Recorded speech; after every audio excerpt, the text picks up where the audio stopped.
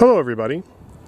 You probably have an NC700 or an NC750 and you don't like the way it sounds, or maybe you just don't like the way it runs. And the first thing you may have noticed when you bought it was somebody had swapped out the tailpipe on it, like this one. This is not a Yoshimura. This is a knockoff. The opening is huge, and this can create problems for you. If you don't know what you're doing with fuel injection, or you don't have a way to modify the map of your motorcycle, you can find this pretty confusing. So I'm here to help you out and help you understand how you can change things quickly and easily. But the first thing we're going to do is we're going to go over here and talk about this.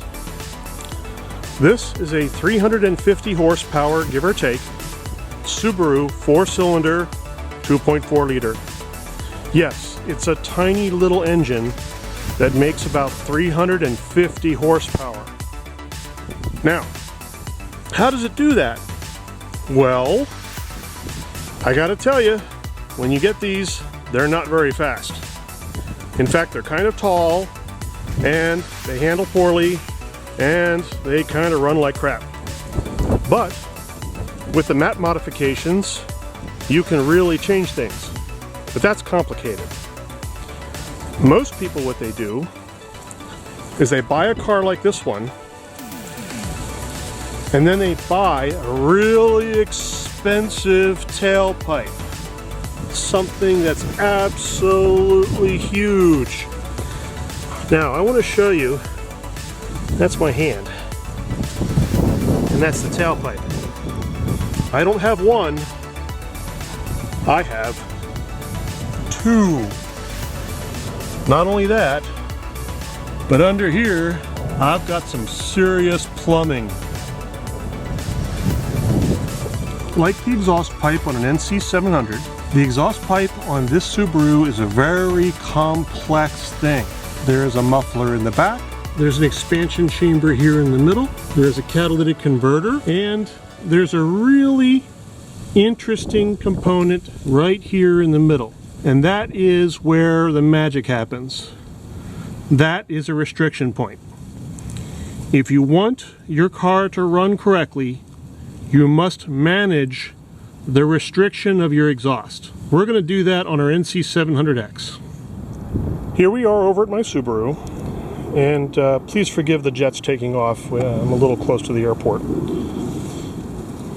Use my little Sharpie here. Make sure you have a lot of paper if you're going to be using a Sharpie on your hood.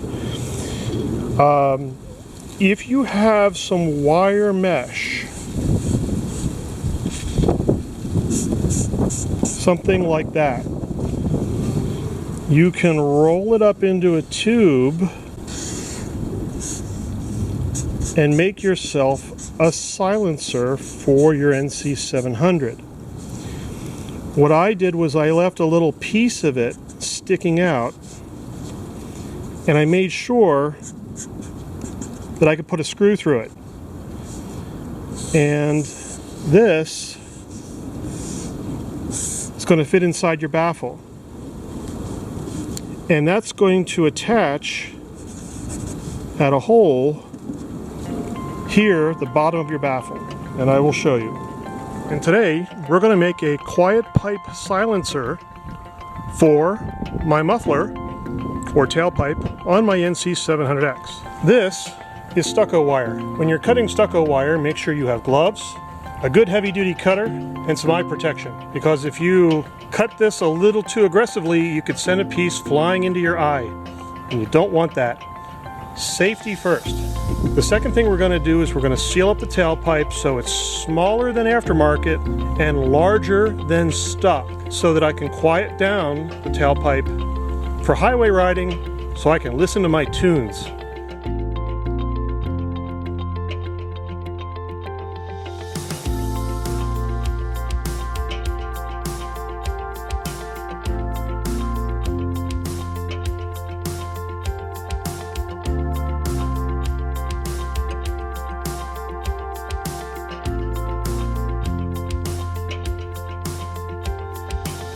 Alright, welcome back to the world's dirtiest workshop. We have our piece cut.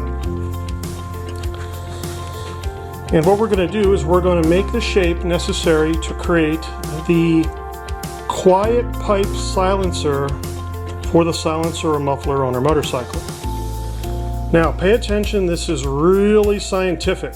You really want to get really close to your TVs here, folks, or your phone. Really put it close to your face so you don't miss a thing, right? I'm going to take it and I'm going to roll it up, making it about 1 inch big.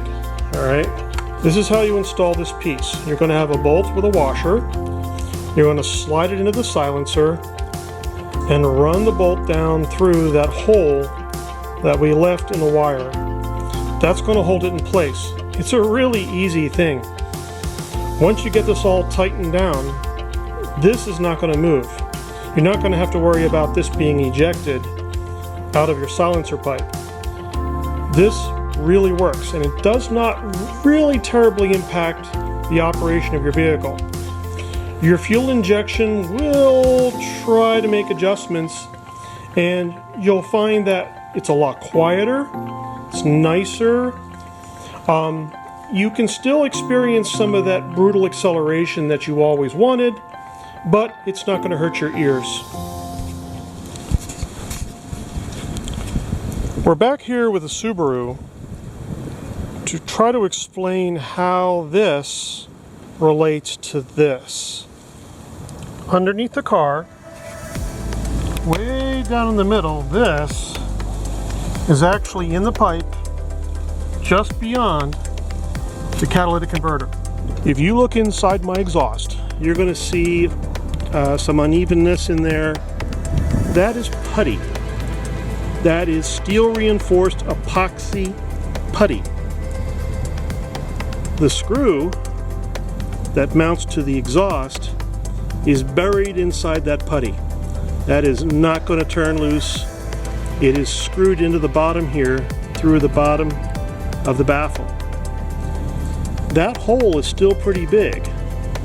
That's a good 1 inch wide. What I'm going to do today is bring it down to about 3/4 of an inch.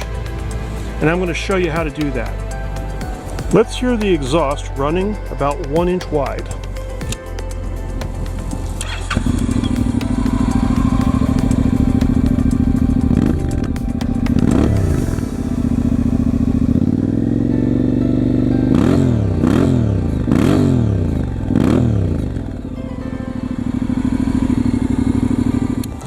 People tell me that that is pretty awesome, but you know what? Sometimes it can be a little annoying, especially at very high speeds. What I want to do is reduce some of that loud kerpow so that when I'm at highway speeds, I'm not damaging my ears. Here we are at the store, and I'm going to get some JB Weld. So working on my exhaust system, this is good. But this is better. And that's about $10. That's not bad. That's what I want. Before you apply the chemical, you may want to try cleaning out your exhaust system first. Okay, cut.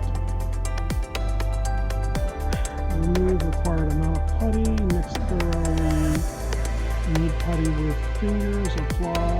Press putty firmly on the surface. Wow, that's heavy stuff. We're here in the world's dirtiest workshop, and I am now kneading the putty. Knead it for about a minute. Really fold it over again, squish it.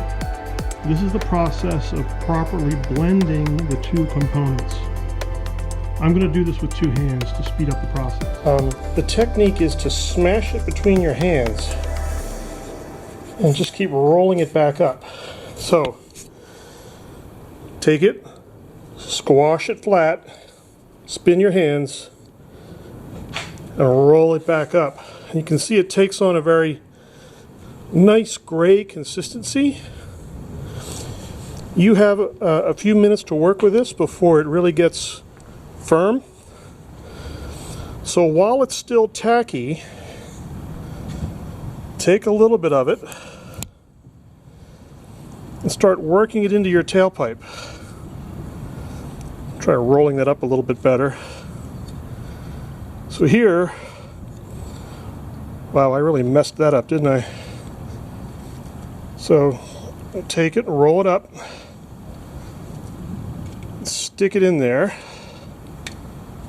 so it looks kind of even. Alright, so what we're doing here is we're just trying to close up the hole in the exhaust system. There is too much putty here, so I'm going to take it and split it and divide it.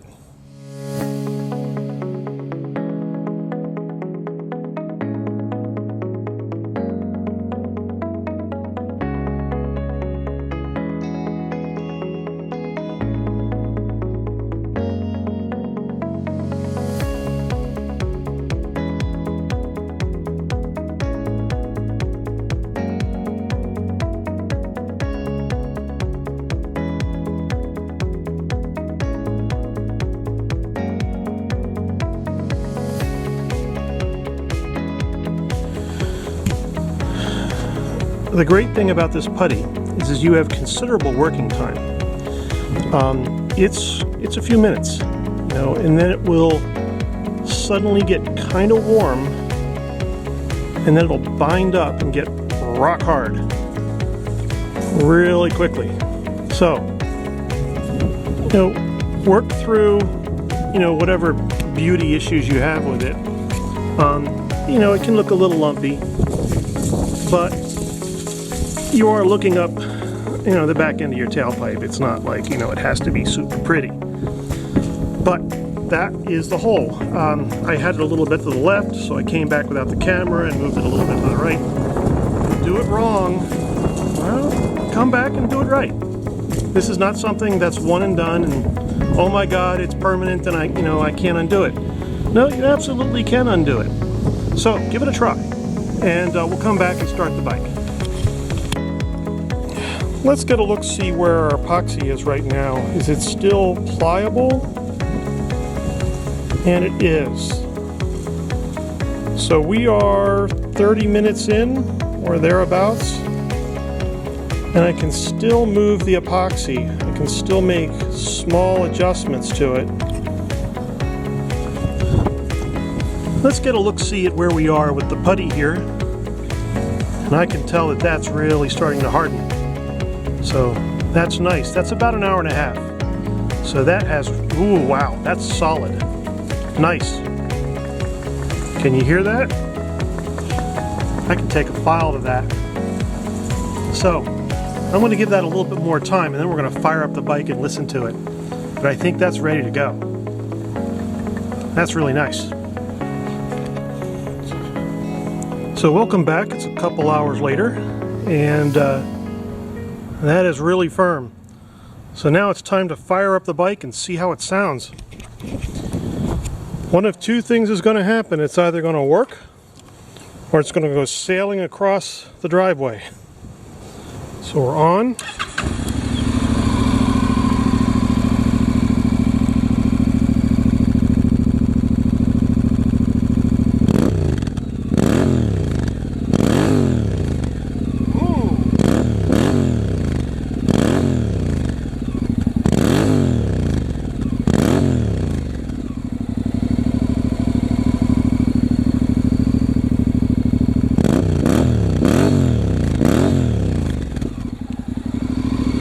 That has radically changed the way the bike sounds. Oh my goodness, that sounds awesome. What I'm going to do is I'm going to do a short ride around the block and listen to the tailpipe and see what changes I've made. I think it's going to work out really well. So in the driveway it sounds really loud, but when you get out on the street it's a lot quieter.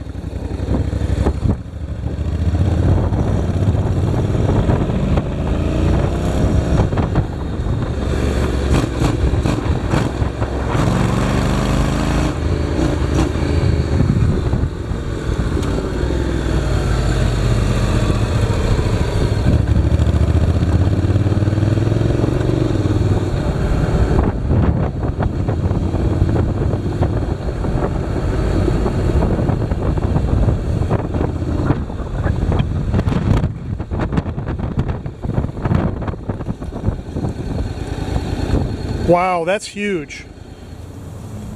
So here we are back again, and I've realized that I've really quieted this down. This is much quieter than it ever was. So we have the wireframe insert inside, and then we have this epoxy cap on the end. This is a rounded file. So what I'm going to do, I'm going to see if this is solid enough that I could begin filing this off. And it appears to be. If the hole is to the left or to the right, I can use the file to center it. I can clean up the way the hole looks. If it's kind of flat on one side, I can just take the file to it and clean it up and give it a much better look.